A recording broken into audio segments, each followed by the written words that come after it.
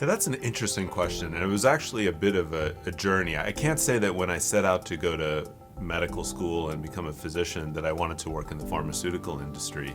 I had an opportunity to work quite a bit in developing countries. So I've worked in many countries in Africa on HIV/AIDS, on malaria control, on tuberculosis control. And it was in those experiences that I saw the incredible impact that innovation can have on large populations of people. I also discovered that I had a talent for management and leadership, and I wanted to develop that further.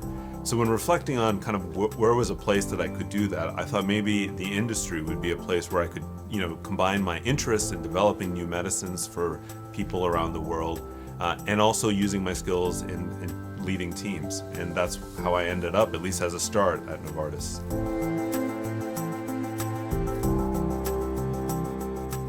When I think about what inspires me, I always come back to the story of my grandmother. My grandmother grew up in a small village in India and only received a third-grade education. She was married very young, at the age of 12, and in the end had to raise a large family of 11 children, often on her own. And eventually, with my grandfather passing away many years ago, had to have the fortitude and determination to enable all of those children to go through a higher education. And that's really the reason I'm here today, is because of her tremendous determination to create a better life for her family. But when I think about what most inspires me about her, it was the humility and the belief that we had to do good things for the world. And that's what ultimately defines who you are as a person. I think that value is really deeply embedded in me. I'm very grateful that she was able to teach me that for most of my life to date. And I always feel like I'm honoring her in continuing to do my work.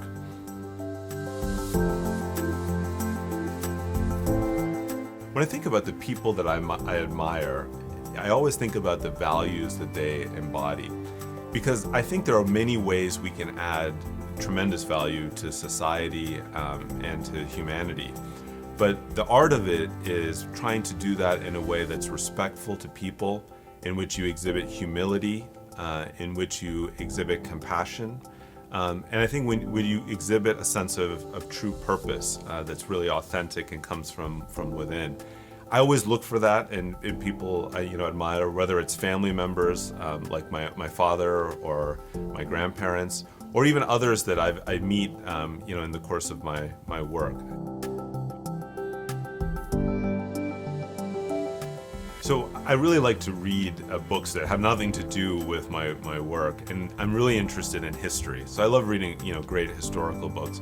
I'm right now in the midst of a really interesting book called The Swerve. It's a book about how the world became modern and what were the books and how did those books shape society to change how our society thinks about science and thinks about medicine.